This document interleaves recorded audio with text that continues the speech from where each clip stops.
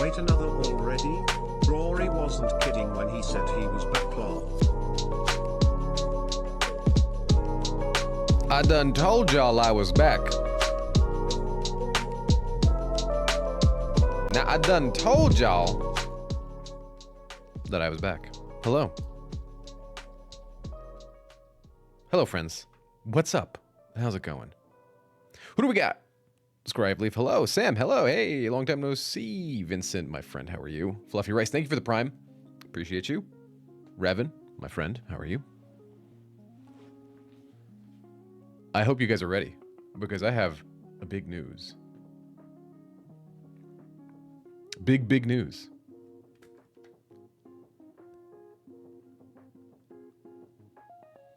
It's not that big. News isn't that big at all.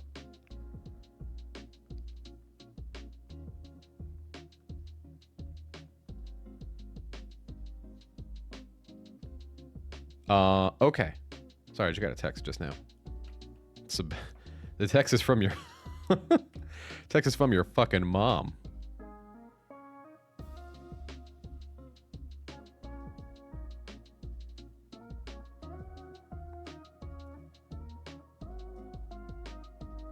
One sec, guys. It's my doctor. It's my doctor.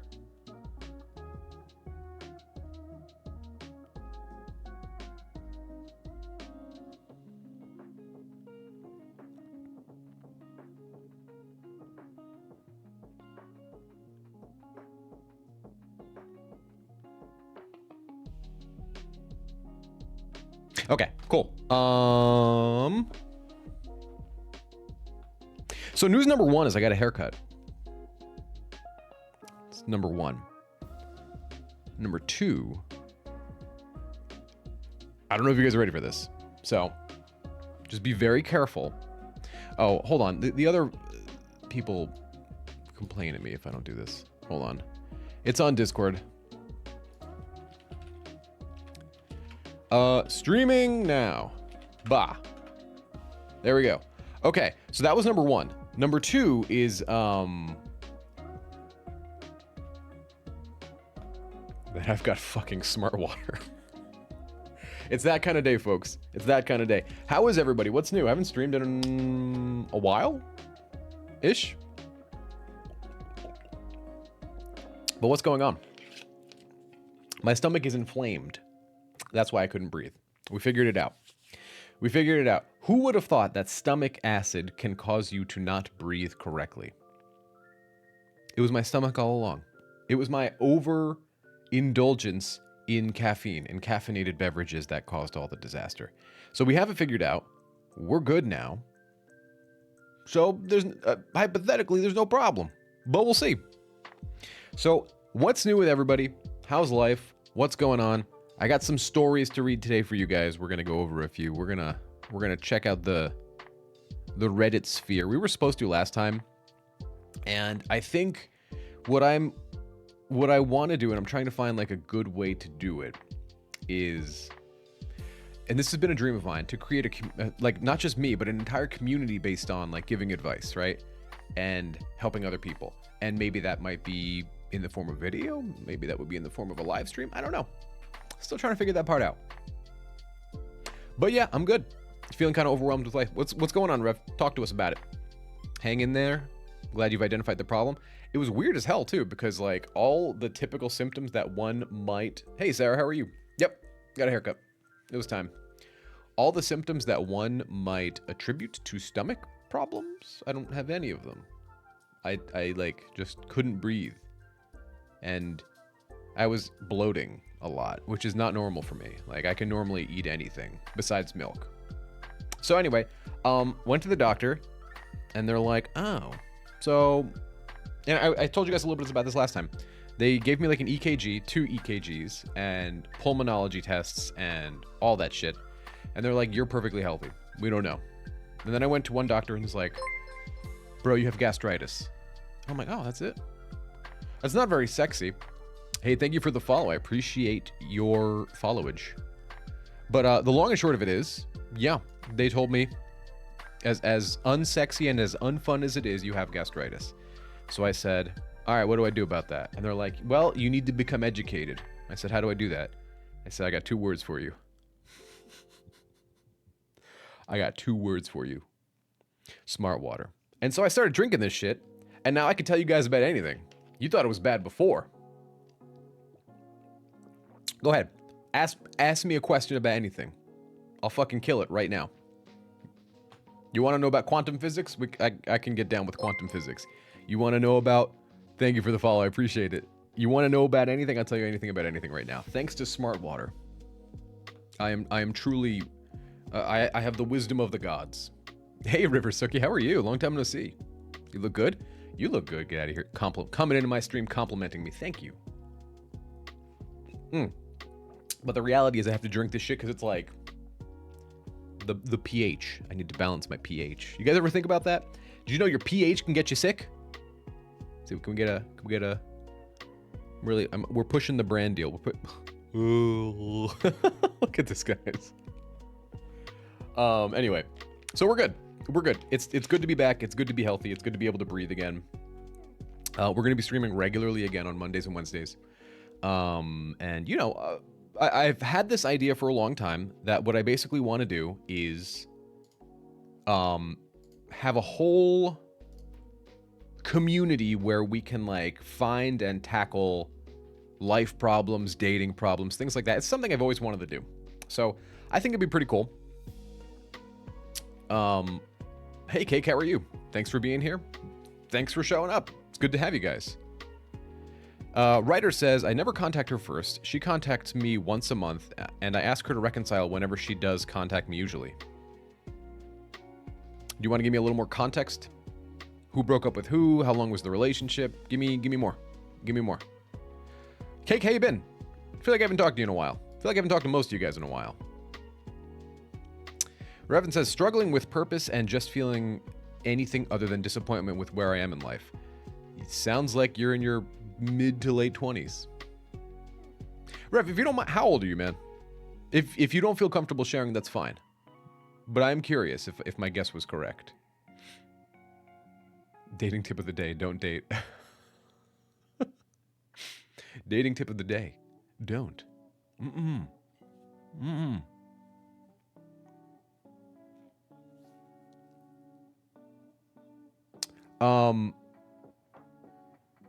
You're going through a breakup too, Cake? What happened? What's going on with everybody? And can you guys confirm if you can hear the music? It should be good. Let's say mid-30s. Oh, so you're a little past the general anhedonicness of being in your late 20s. But you know, look, it's life. What we're talking about here is people's ability to feel fulfillment, and fulfillment comes from within, right? It sounds so stupid and corny, but it's so true. Like, if you're not up to things that you enjoy, if you're not doing things that energize you and make you feel good, self-defined by you. So, like, for a lot of people, you know, I talk about exercise, right? That's a common one. And I use that one very specifically because A, it works. B, most people have been in a gym before. Most people know how to exercise. Most people can exercise, right? So you pick these common things that help people that are sort of like, duh, right? Eating healthily, exercising, talking about their problems with their friends, right? Doing things that are generally cathartic. And so when you do them, you tend to feel better. But people's particular struggles are different, right? My struggles may be totally different than yours. For me, it might be like, oh, I feel like I'm not interesting. I feel like I don't have enough skills or friends or anything like that. For you, it might be like, maybe I'm a little agoraphobic. Maybe I don't want to go outside. Maybe I don't want to put myself in new situations with new people and try new things. And our ability to cope with those levels of stress change as well. So your comment says, struggling with purpose, and I just want to feel anything other than disappointment with where I am in life. Feeling anything other than anger and grief. So anger and grief they are best friends with not resentment, but like unfulfillment, right? There's points in time where it helps to be around friends and family, but they can't fix my issues and they can't be there 24/7. Nor should you need them to be there 24/7, right? Because what we're talking about ultimately is building infrastructure in your life. What's up, Arbot? How are you?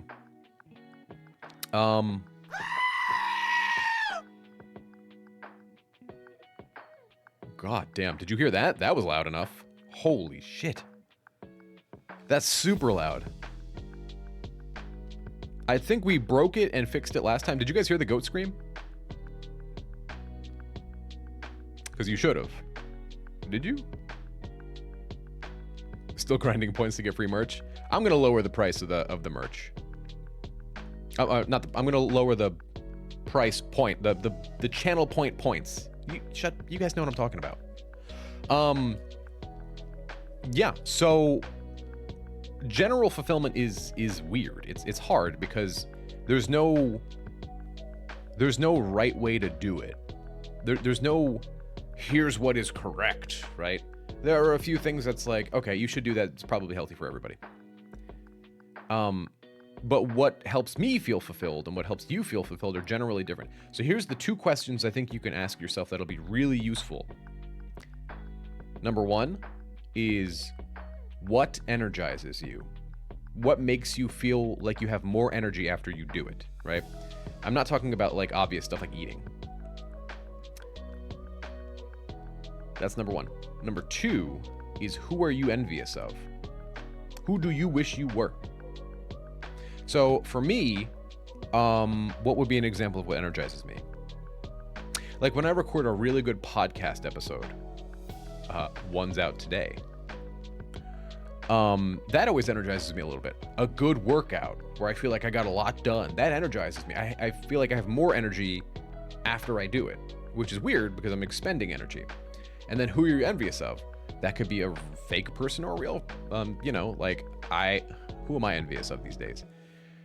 Probably some of the bigger streamers, because I envy that they have like a whole team behind them and they can just like kind of toss money at all their problems. I envy that a little bit. Because it's not that you want to replace who you are to try and become them. It's more about, it gives you a direction to go, because you can start thinking, well, why am I envious of them? Why do I want that? What about that seems appealing to me? And then you start sort of ripping it apart and you go, oh, that's what I want, you know? And sometimes you just don't know, in which case, guess. Literally guess. Guessing works. It does. Because you're going to get it wrong a few times, but eventually you're going to get it right. Okay. Draylin says, a year ago I had a call with you about a breakup. It was more helpful than I realized. I haven't seen her since, but every day I feel better. Thank you. Yo, you're very welcome. You are very, very, very welcome. I'm glad to hear it.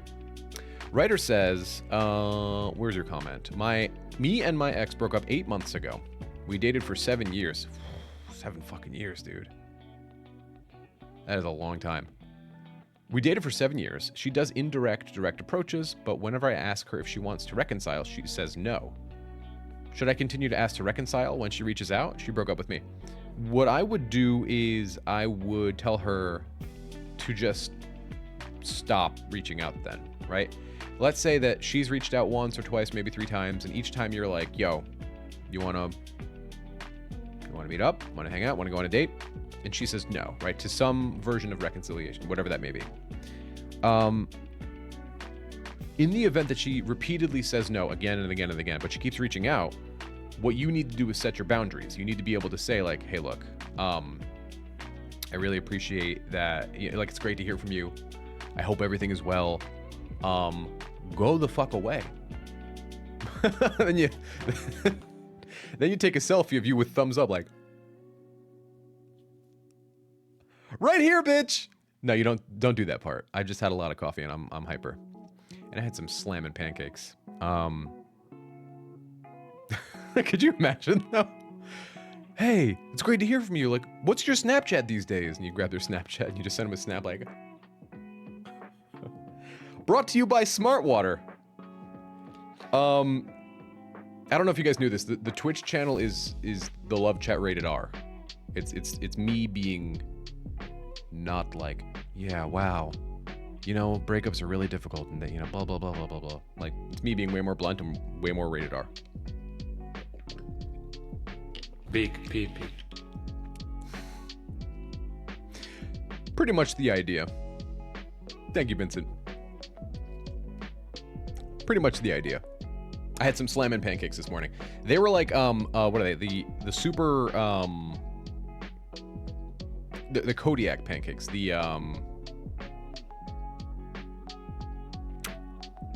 what was it called?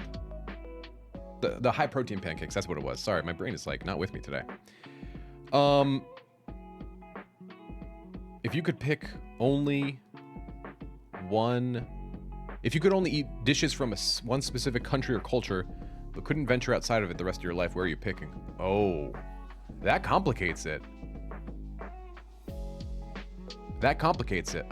If I could only eat the food of one culture for the rest of my life, what would it be?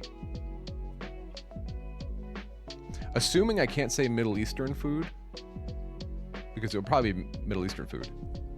Probably Japanese. Probably Japanese. Yeah. Okay. Let's see.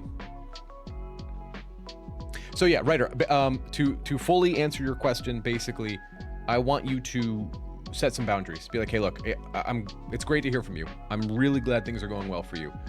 But unless you're interested in reaching out for reconciliation purposes to work things out, I am not interested in hearing from you. I need to get on with my life. You broke up with me. You made a decision.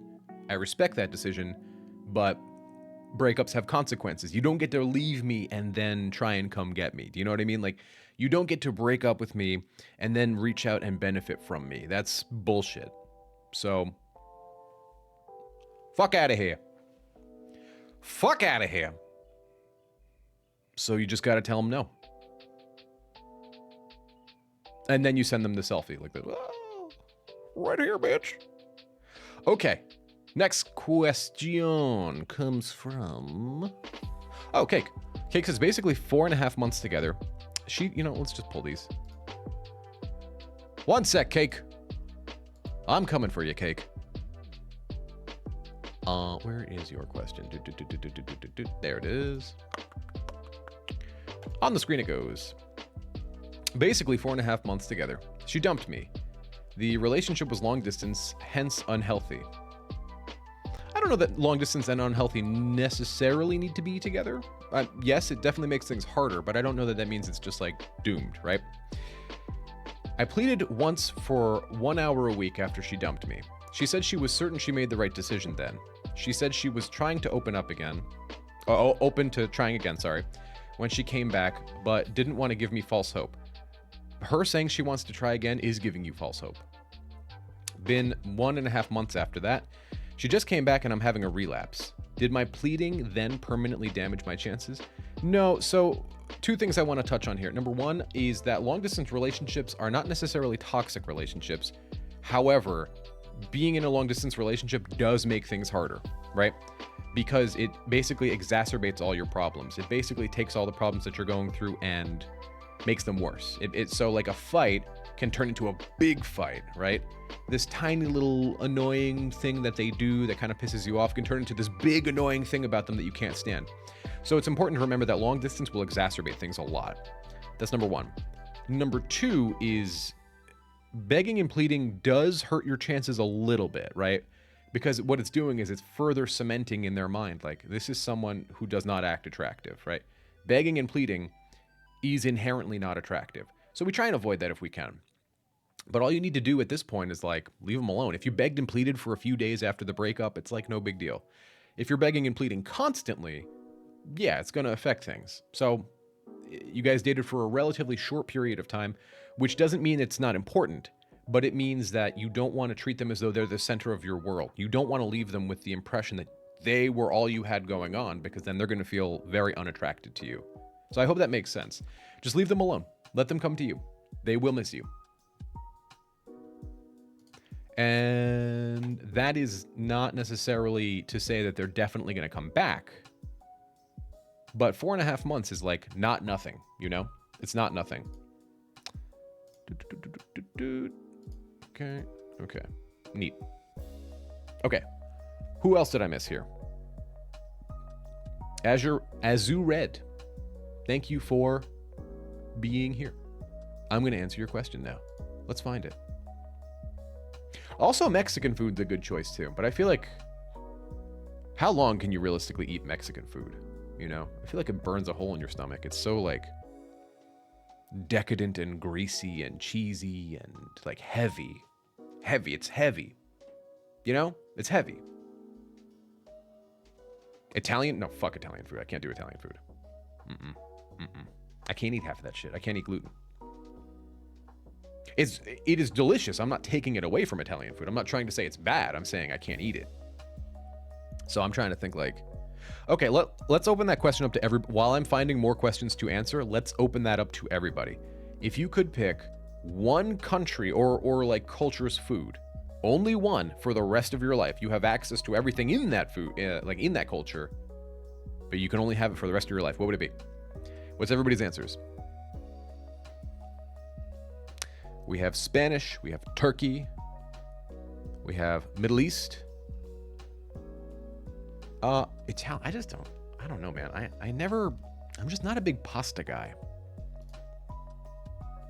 Which is so funny, because like I love carbs, just not pasta. I've never had a pasta thing. Isn't that weird? I like bread, I love rice. Rice is probably my favorite carbohydrate. Pizza is not... Is pizza Italian? I don't think it's actually from Italy. I think it's from France. Let's find out. Oh, it is Italy. It was Naples. Okay. Okay, I was wrong. 1940s. Wow, pizza hasn't really been around that long. That's kind of surprising, isn't it? Pizza's only been around since the 1940s. Or rather, pizza didn't gain mass appeal until the 1940s when immigrating Italians brought their classic slices to the United States. Fair enough. Oh, am I canceled?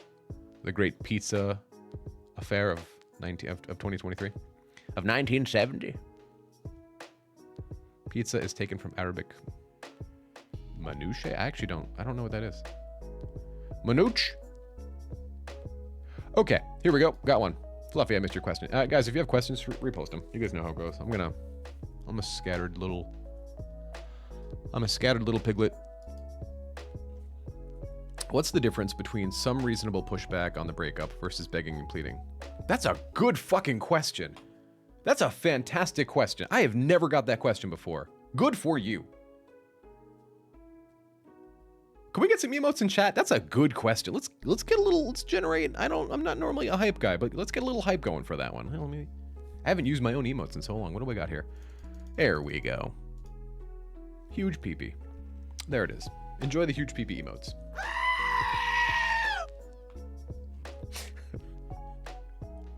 I fucking hate it. I don't know why I keep that on. I hate it so much.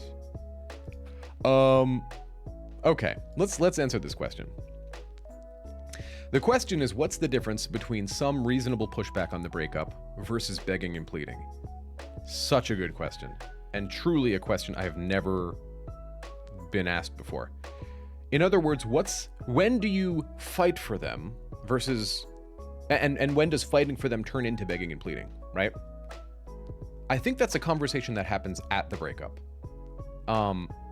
This comes with the knowledge that not everybody's going to break up with you in a way that is nice, right? Some people are going to be just very cold, very mean, very rude, very distant. Some people are going to break up with you over text. I think when the breakup conversation is happening, assuming that there is one, being like, you know, hey, can we work this out? This isn't what I want. I don't want to force you into a situation you don't want to be. I respect you, but I think if it were me, we would be working this out. And here's how I envision that happening, right? And just sort of lay out your case. Begging and pleading is, there's a negativity to it almost. It's like, please don't do this. I need you. There's a neediness to it, not a negativity, a neediness. Please don't do this. I'm coming from a state of need. I need you. You don't ever want someone to feel like that you need them, right? It's not a good, attractive feeling. It makes them go like, ugh, like, I'm not your mommy. I'm your partner. I'm not your dad. I'm your partner. I'm your romantic partner. So you telling me you need me makes me not feel particularly attracted to you. So laying out your case and saying like, look, I understand why you're upset.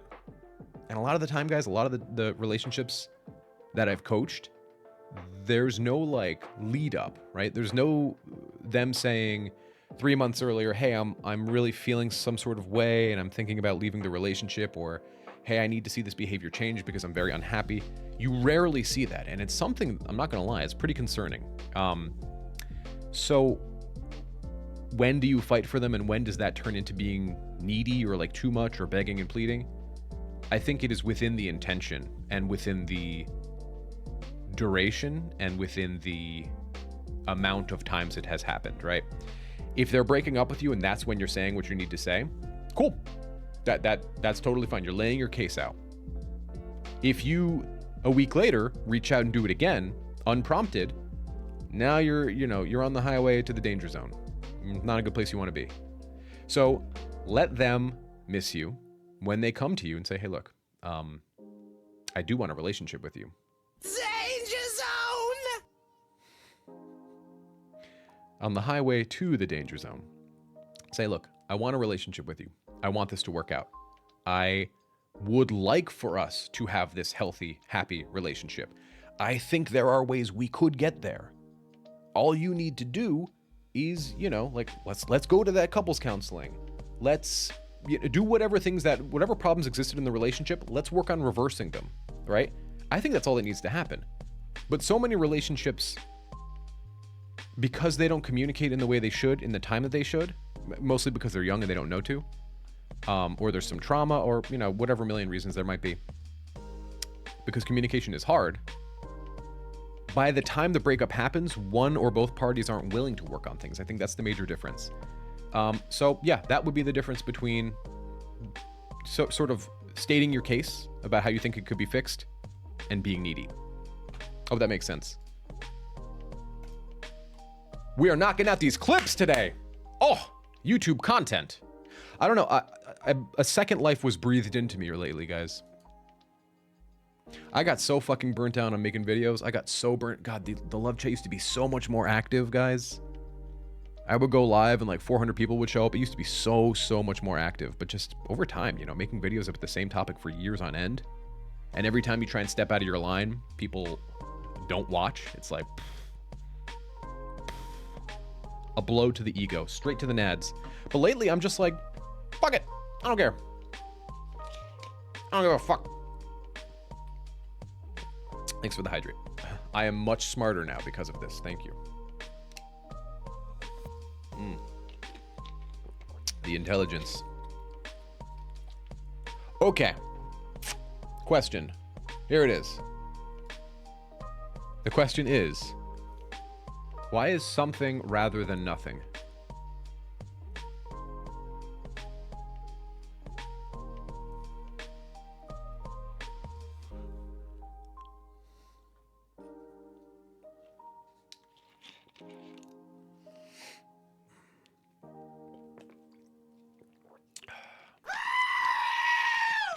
Yeah, I saw that one coming. All right. It's a good question. Thank you for asking. The reason that something is rather than nothing is because nothing is the absence of something. Namaste. The fuck is... What kind of question is that? What do I do with that question? Will smart water be able to finally... Will smart water make you finally be able to read minds? I can always read people's minds, dude. It's dark because, like... It's not... dark's the wrong word. It's weird because, like, after a while, guys, of doing this job, and I'm talking to as many, like, thousands of people as I've talked to and coached, etc., everything gets boiled down to a pattern. Thank you for the follow. Everything really, truly gets boiled down to a pattern. It's weird when you talk to people in these, like, breakup type situations, and they're just like, there's, like, 4 variations on this. And there's been 1 or 2 where I've been genuinely like, holy shit, that's scary, right? Like, I've talked to people who, and I've mentioned this before. Also, hi, Savory, how are you? Hope you're doing well. I've talked to people before who were, like, suicidal, which was like, why are you coming to me for that? But now you're in a situation, right? Because what do? Do you tell them that and risk them doing something? What do you do? What's the right way to handle that? So it's just weird to navigate. The other half is, there was a story I heard years ago where the woman I was talking to wanted an ex back. The ex had kidnapped her and her daughter. And I was, oh God, that must have been 4.5 years ago now. So I was pretty well into the career. And I told her very gently, I'm like, I think I'm not the right person for you. I'm going to refund your money, and I'm going to refer you to a therapist in your area. And then I just sent her like 10 links. I refunded her all her money, and I'm like, I wash my hands of thee. Not today. Not today, Satan. So that was horrifying. Yeah, there's some situations where you genuinely are like, you don't know how deep and dark that rabbit hole can go. It goes deep. It goes deep. Okay. Cake says, hi, Rory. If we begged, pleaded, would sending an acceptance message, I have accepted things and I don't want to be with someone who doesn't want to be with me, help? No, don't do that. No. Lucia from The Art of Love. Lucia is a fucking dingbat. That's not nice. I don't mean to say that. I mean to say she's... Who here has heard... Who's heard my Lucia impression? No, don't send an acceptance message. Don't do that. Look, if it's during the breakup, you can say, okay, look, I don't want this to happen, but I accept the breakup. I accept that it is happening. I respect and accept that you want to break up. I don't agree with it. If it were up to me, we could work it out. That's not what I'm talking about.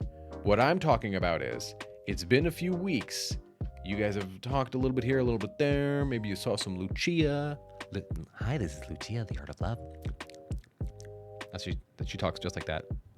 I think you did The Art of Love with Lucia. Hi. Guys, back in the day, back in the old love chat days, I used to bash on so many coaches. There's videos out there of me just being like, who the fuck are you people?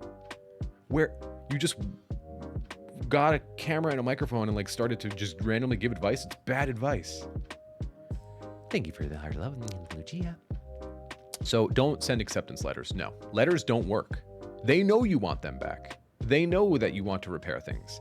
What is an acceptance letter going to tell them that they don't already know? That's why I say don't do it.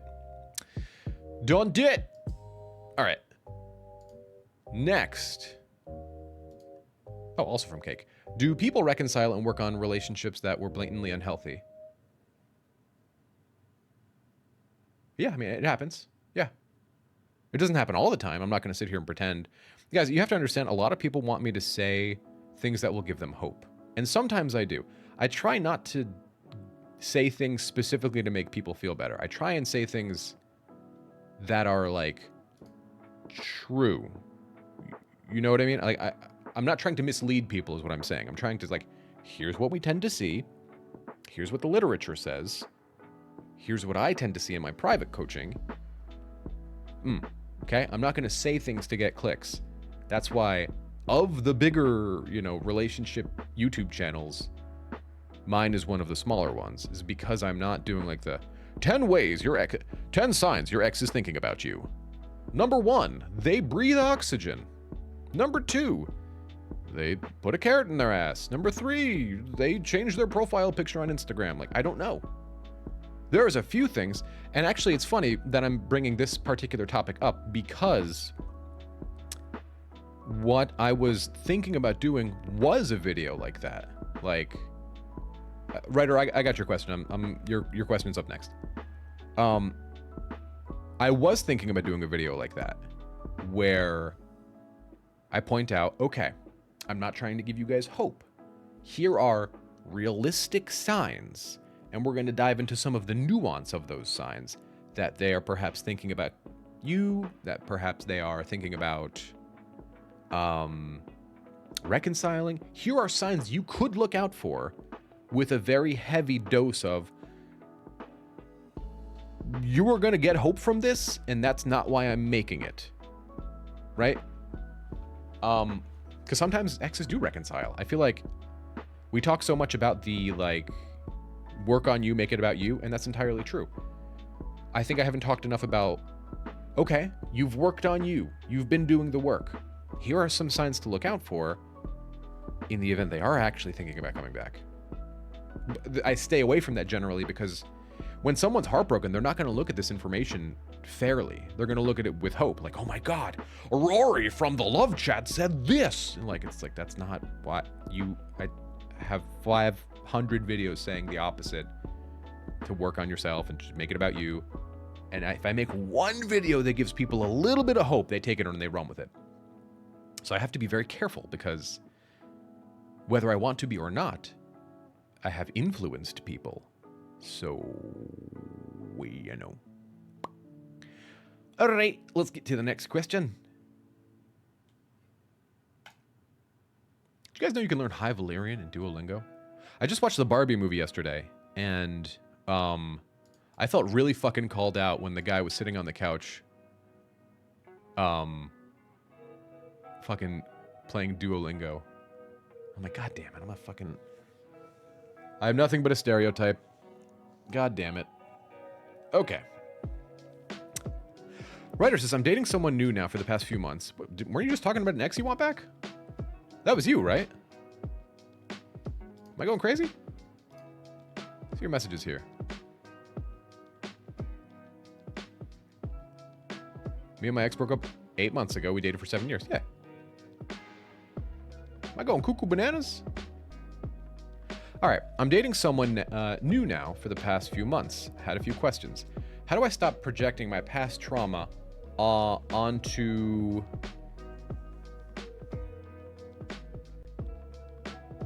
Sorry, I'm having a brain fart. I need some smart water. Also, as you read, sorry, I am definitely bad at multitasking sometimes. Did I get to your question? If I didn't, guys, repost your question if I didn't answer them. Ah, that's right, of course.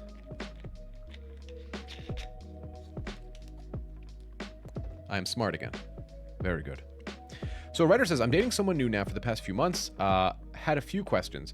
1, how do I stop projecting my past trauma onto her? My ex made the same false promises of staying together and so forth. I'd be careful of calling it false promises and more of promises that were true when they said it. Circumstances change, right? People change. Desires change. What we want changes. Relationships change. How we handle trauma changes.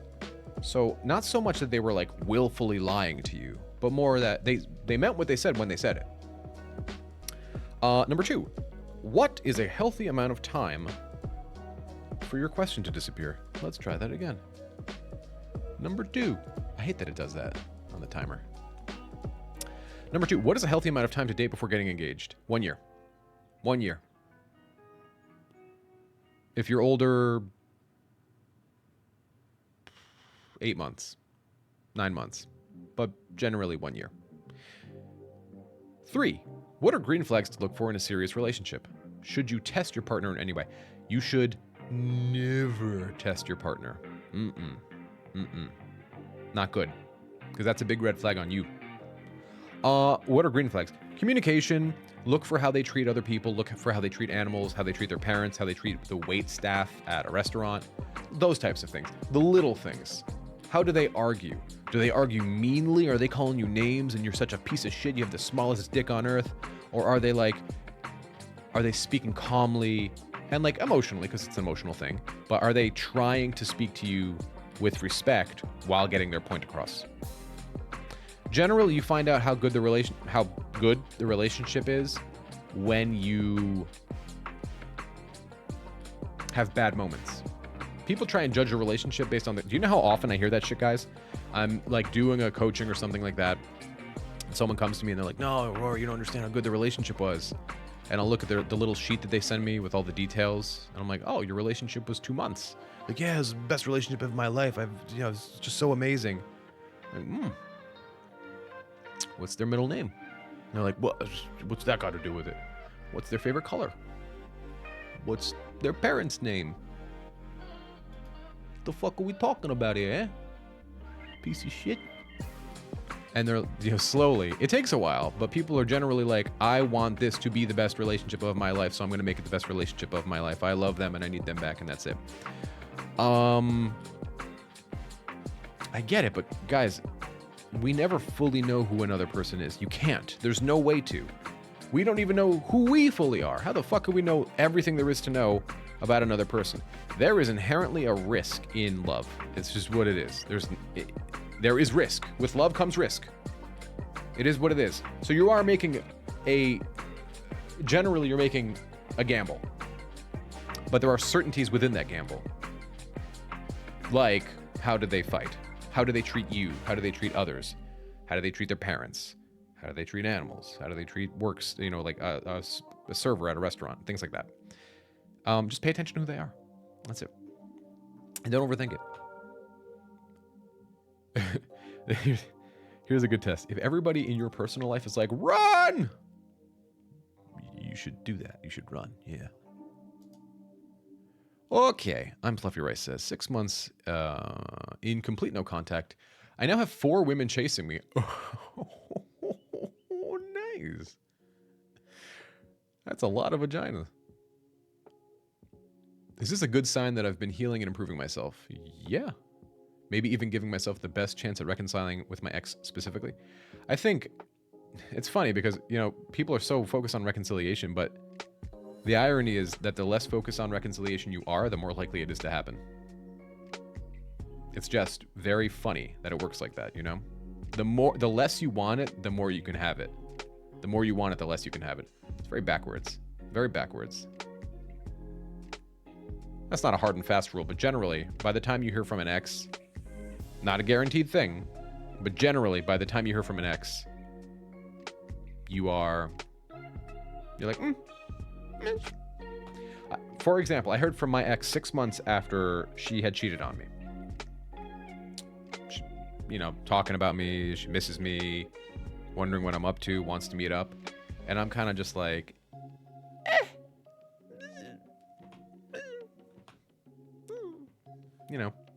And at that time, I was dating 2 different people, casually.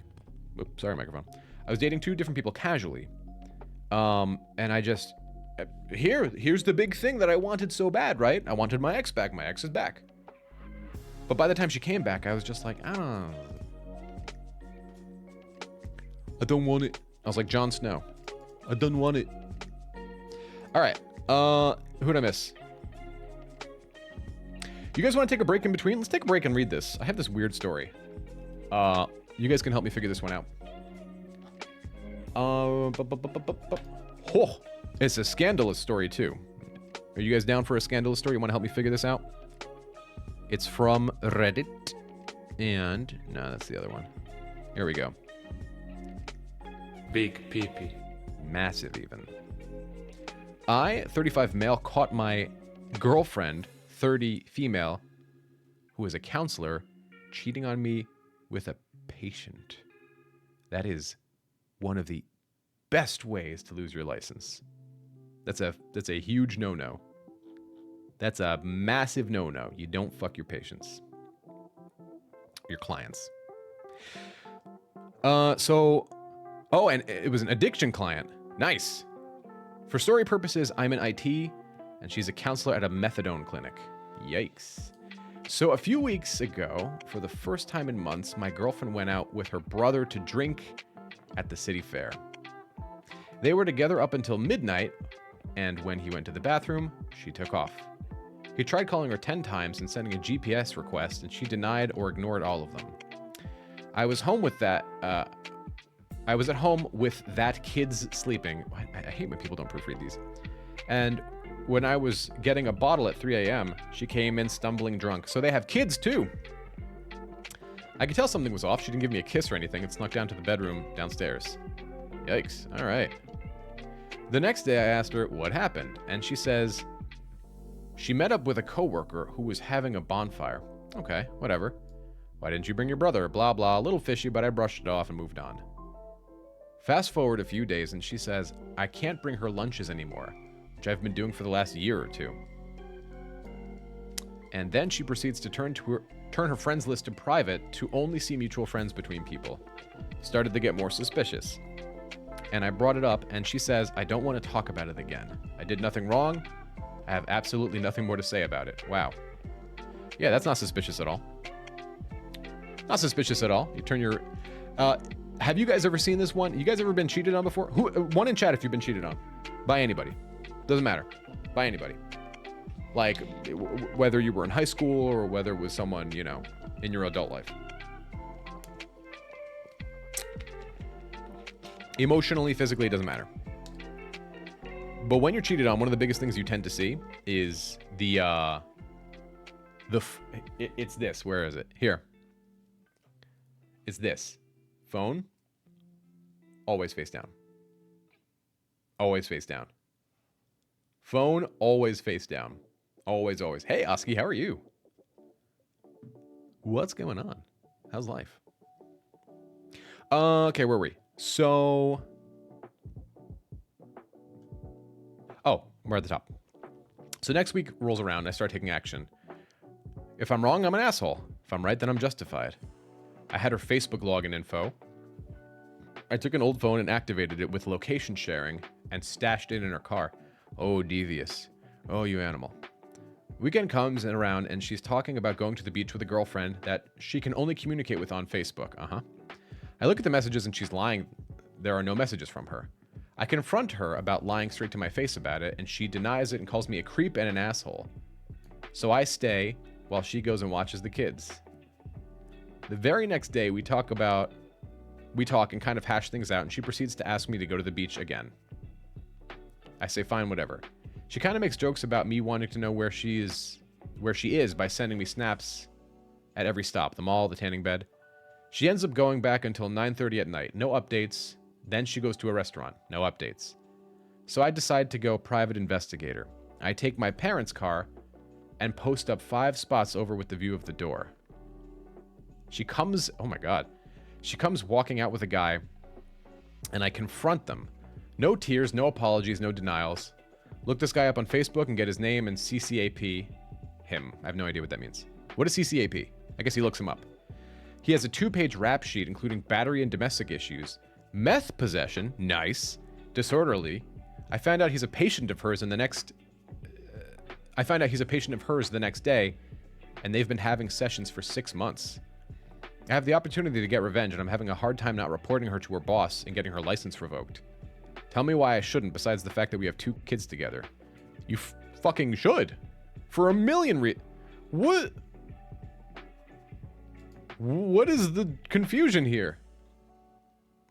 You can't fuck your clients. This is a big no-no. In fact, there's even a rule in the, what is the fucking acronym? There's a rule in basically the therapy guidebook saying you shouldn't really have any conversation with your clients, friendly or otherwise, outside of a therapy setting for at least 5 years after you're no longer their therapist. Not even friends, guys. Not even friends. It's such a no-no. It's such a big no-no. Holy shit. This is a mother, wife, a girlfriend. They live together. They have kids. Where do you think this is gonna go? Where's the? Let me go fuck a meth addict. That sounds like a good idea. Let me go fuck a recovering meth addict who's also my client, who also beats people. What are we talking about? Well, it's fucking crazy. I don't get what we're talking. ChatGPT can turn this into a soap opera. I'm not going to do that, although it is tempting. So anyway, that's the story. I hope you guys enjoyed. There was one original story that I was going to bring up, but it seems, I don't know, it just didn't seem right for the day. But it is short, so maybe we will read it. What do you guys think of this one? It's hard to tell on Reddit. I know. I don't like to call out stories and just say they're fake. Because then it's like, well, you're ruining the fun. Even if it is fake, it's like, whatever. Everything's on the internet's fake. I discovered my brother has been stealing my bras and ejaculating on them. All right. I'm feeling quite overwhelmed and a bit sick at the moment, so please forgive me if something doesn't come across clearly. Guys, remember, if you have questions, feel free to put them down. A strange hobby? What, fucking your meth client or beating off on your sister's bra? What the fuck, Richard? You know what sentence I didn't think I was going to say this morning? That one. That sentence. That was the sentence I didn't think I was going to say this morning.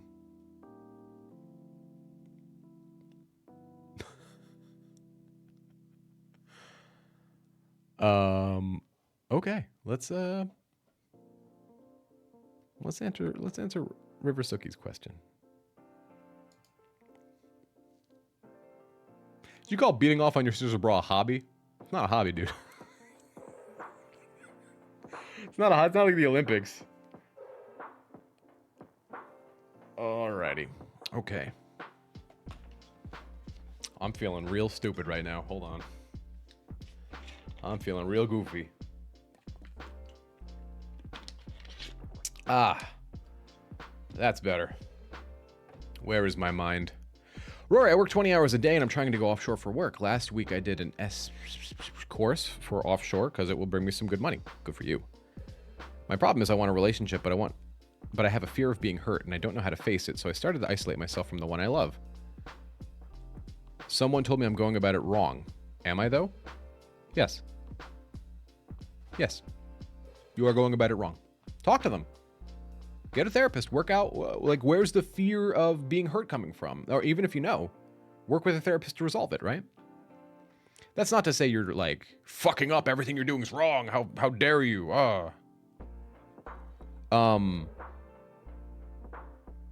But yeah, if you're saying, I'm afraid of being hurt, I have a loved one, I'm pushing them away so that I don't get hurt, thus guaranteeing you will get hurt. Yes.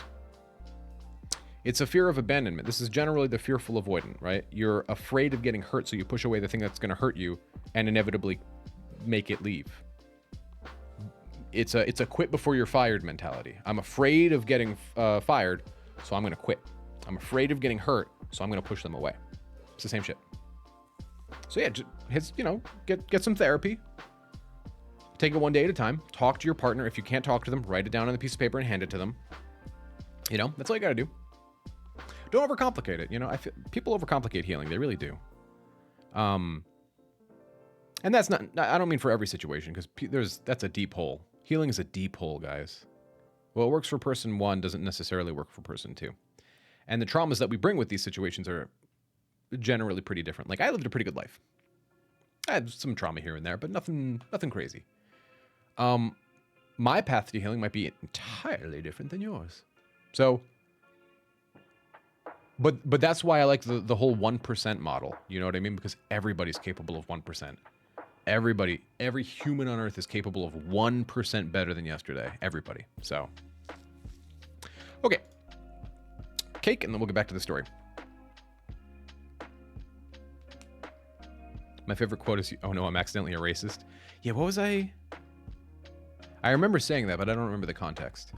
I'll have to look at this. I'll have to start uploading the VODs. I really should keep the VODs. But the more VODs I keep, the higher the likelihood that I get canceled. Rory, three questions. Did I set a boundary too strong with my ex? No. I gotta look at your comments again. Hold on. Oh, banana bread. Boundaries, boundaries, boundaries. I set a super strong boundary on her coming back. I asked her to only reach out if she's 100% sure he wants to reconcile. No, not at all. No, you did what you should have done. Good for you. Well done. Number two. Number fucking two. How do you get over the shame of having pleaded and basically propping up their ego, validating them? It's just not that big of a deal, you know? Is it something to get over or something to just accept and be like, yeah, I shouldn't have done that. Not proud of that. Not going to do it again. Sometimes when we are having trouble getting over things, it's because we're trying to keep ourselves there in a weird way. We're not doing it on purpose, but it's like, how is beating yourself up about that helping you today? It's not. It's making things worse. It's making things harder. Okay. Don't do it then. Cut it out. Cut it out, lad. Cut it the fuck out. Let it go. Because since you're only going to use it to beat yourself over the head with, you know, banana bread. Make some fucking banana bread. If you make banana bread, I'll send you a t-shirt. I will. Number three, say I don't want my ex back. I just want the validation for them to want me back. How do I learn to not want it? That's just time. That's a good question. That's just a matter of time. Simply a matter of time. As time goes on, as this gets easier, you will simply care less. It's a beautiful thing about time. And I know that these answers aren't like sexy, right? They're like, oh, yeah. Yeah, I'm going to do this and I'm going to have all the power in the situation. They're not sexy, but they are true. All right. Let's see. Can you give us a template or examples of how to mediate and resolve conflict in a romantic relationship? That's a big question, man. Generally, kind of depends on the problem. Here's a general rule of thumb. You and your partner, let's take a hypothetical scenario. You and your partner have run out of smart water. We're going to need Notepad for this.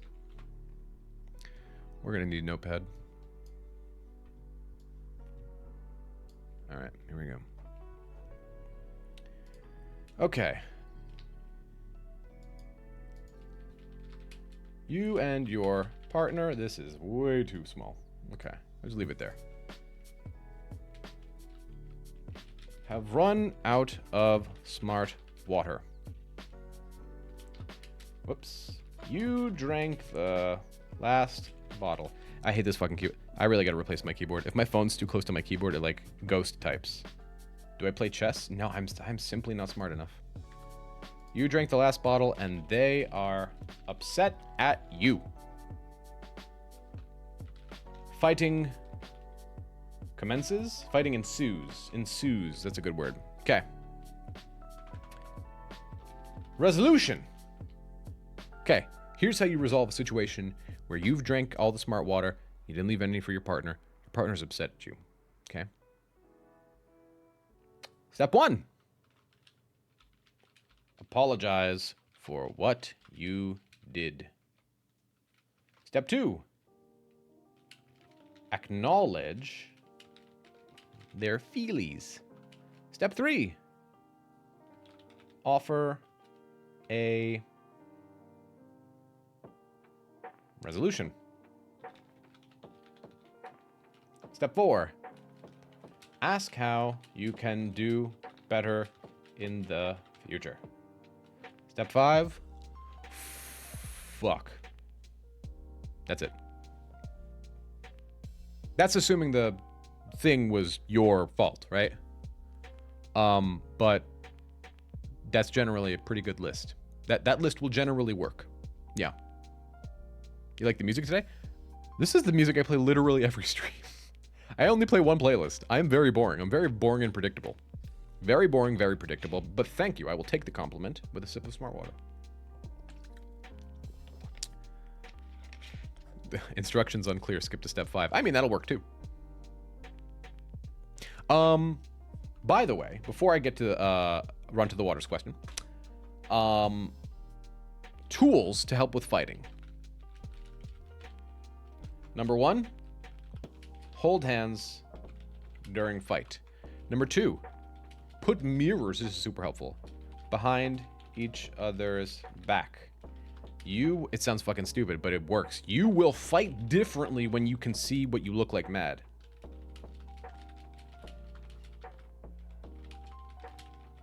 You will. You will fight differently when you see yourself going, "Rah, rah, rah, rah, look at what a fucking piece of shit I am." Tools for fighting with long-distance relationship? Honestly, the same thing. Yeah, you can't hold their hand, but generally the idea is the same, right? The idea of kindness, patience, letting them talk and shutting your mouth. And then they let you talk and they shut their mouth. And you don't interrupt.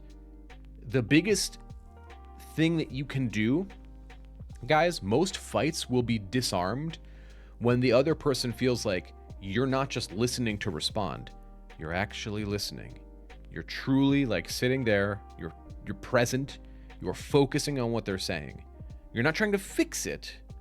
You're trying to listen. And then you hope that they give you the same thing in return. It's truly it.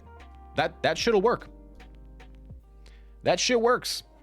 People don't do it because they don't believe it works. Or they're too lazy. They don't actually give a fuck what their partner's going to say. Okay. Well, it's not a question. More of something that happened to me in a breakup. What I like to do when those everything was so perfect thoughts come up, I put myself in the shoes of a third person who doesn't know us. Try to see certain situations through the neutral eyes of a stranger. I like that. And ask myself, what would I think if I see us? Would I think we're happy and in love? And almost every time the answer is no.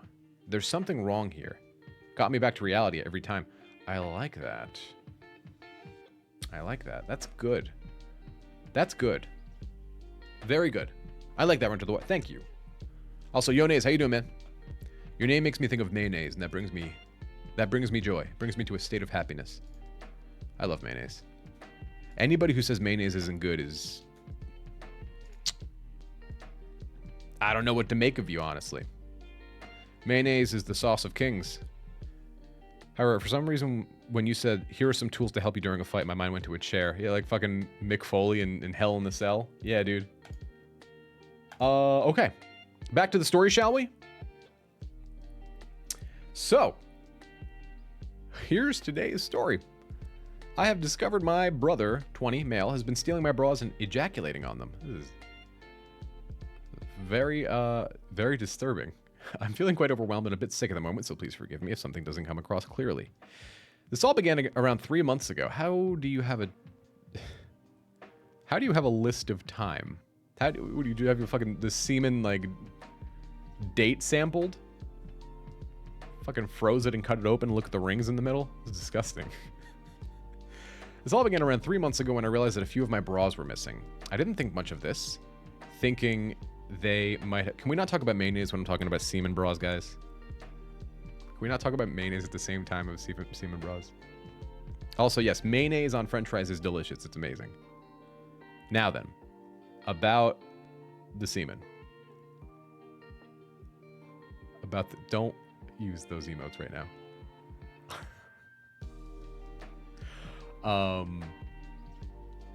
This all began around 3 months ago when I realized my bras were missing.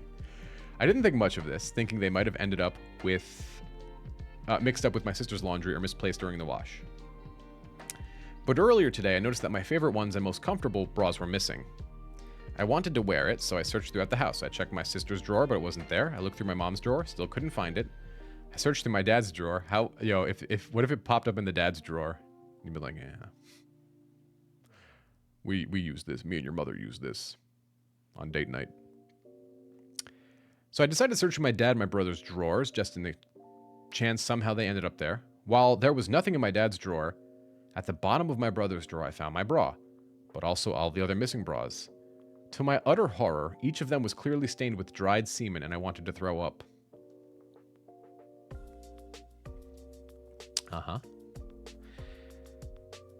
This disgust I felt was overwhelming, and even now, I still gag thinking about it. It's just so disgusting, especially since it's my own brother. I've attempted to confront my brother through texting, hand calling him. She meant to say and calling him, but given the context of the story, saying texting, hand calling, it don't feel good. It don't feel good. Was this in Alabama, right, dude? He's spending the night at his girlfriend's place. He's got a fucking girlfriend who he can stay over the house with? What do you need the bras for then? I mean, it's gross no matter what, but like this adds more confusion to the story. What are we doing? My man. He's spending the night at his girlfriend's place and will be back tomorrow. I tried to talk to my parents about this, but they don't care. They said I'm an adult and I should handle it with my brother on my own. What kind of this is Alabama-ass territory. God damn. God, that's my cousin. So it seems I'm left to deal with the situation by myself. What the fuck? I'm overwhelmed with feelings of violation and disgust. I'm at a loss for what to do. I can't move out. I'm currently without a job and dependent on my parents for money. I'm at a loss. I don't know how my parents just don't care. And I'm honestly scared for when my brother comes home. The only person here for me is my sister, who thinks my brother's a disgusting creep. If anyone has advice, it would be appreciated because I don't know what to do. I don't think I can bear to look at my brother. I just feel so disgusted. How do I go about confronting my brother? You've confronted everybody fucking else in the house. Oh, God. TLDR, I discovered my brother's been stealing my bras for 3 months and beating off on him. Let's see what the comments say. Your parents are definitely failing you. Explode on them. No, don't explode on them. That's phrasing. But the parents are failing. The parents are entirely failing. Oh. This is not normal. He could have borrowed his See, this is what I was saying. It's not normal. He could borrow his girlfriend's bras. Why yours? Of course it's creepy and disgusting as fuck. I would throw up. Maybe you consider getting a part-time job and save money to leave. Tell his Oh, tell the girlfriend. Oh, baby, tell the girlfriend you want some... That's a fucking... That's a smart water move right there. Tell the girlfriend. That will forever... He will forever be the weird creep who couldn't just use Pornhub like everybody else. Also, your parents suck. The parents are horrible. I think everybody here can agree the parents are horrible in this situation. Ugh, nutty. Not nutty, bad. Goofy. We're going to use this for the podcast recording tonight. We are going to use this story for the podcast. That's fucking disgusting. Oh my God. Save.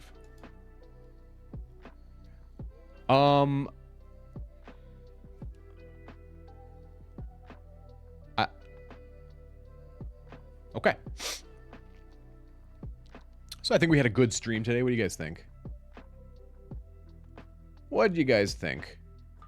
We had a good time? Had a couple yucks, made a few laughs. I gotta make more videos for the love chat. Any questions that I have not answered from anybody? If you need questions answered, do me a favor. Post them now. Now's a good time. Read more Reddit stories. We could do one more. We'll do one more Reddit story. For fuck's sake, man. I'm trying, you guys can help me out here. I'm trying to think of more, like, I don't even know how to implement this idea. I think so much about it, and I just don't know how to execute it. Scribely, why you blaming Savory? You know your name pops up. We trying to throw Savory under the bus. Sweet dear Savory would never harm a fly. I'm trying to think of a way to be able to be helpful and answer questions, life questions, dating questions, Reddit stuff, but involve the community too. Also, someone asked earlier I'm sorry, I totally lost the... Who asked about Hades Hotline earlier? Hades Hotline was an idea I had, was very excited for, saw how complicated it was going to be to keep it running and how much money it would cost, and then immediately lost interest. That was Hades Hotline. Hades Hotline was where I was going to react to like news of the day. Then it was really cool. I mean, I had to get like a special software set up for the computer. I had to hire someone to make it was really cool. Like you would see my hair would be on fire. I had a fiery beard. There was a fiery background. We had a green screen.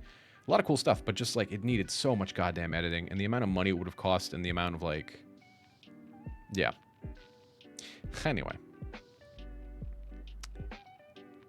what I want to do is almost like hosting debates in a way, like kind of like on Discord. Not debates, but like someone comes up with a problem they have, right? Like a dating problem or this or that. And like we're in like a Discord call with whoever wants to join.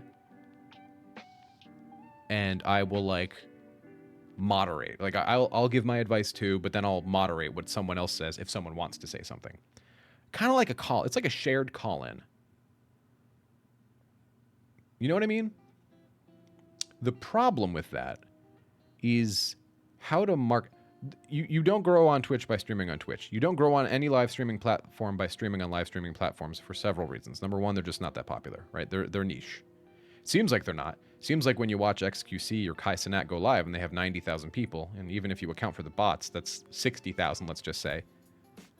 Thousands, tens of thousands of people, hundreds of thousands of people watch streaming. But because these live streaming platforms all exist on like a kingmaker system, you need more people to be discovered. So my problem is, YouTube channel's up and running. I'm going to create more videos, and that's slowly going to get more subscribers, and then it's going to grow again, right? That's not the problem. The problem is, how do I make that kind of content to attract people before we have enough people to make that kind of content? You see what I mean? It's a chicken or the egg argument. And I've been figuring out how to do it. The call-ins were one thing. I'm probably going to bring the call-ins back pretty soon. But I need a few weeks to, maybe even a few months to build up the YouTube channel again. So that'll take a little time. That's what I'm trying to figure out. But that's the general idea of what I want to do. I'll be here. We'll have chat going up, over here like it normally does, like it currently is. We will be on a call, either on Discord or the call-in line. It'll literally be like a relationship, dating, life, etc. talk show. It'll be rated R. It'll be funny. But you'll also still get some value out of it. That's what I'm trying to figure out how to do. That's what's been in my head for a long time, and I don't know how to do it in such a way that it will be doable without... There's a few people, like from my own personal life, I could get to call in, things like that. I know a few of you guys will call in from time to time. But you guys have to understand, there's a limited amount of people who are going to play on the field, many more people in the audience. For a bunch of reasons. People are intimidated to call in, they don't want to talk about their problems, etc. I remember we tried once with like a worst dating story, and we had like 3 people call in. But when I'm like, oh, talk about your breakups, oh, the fucking line was full. I remember that. And we would get 100+ people a stream at that point.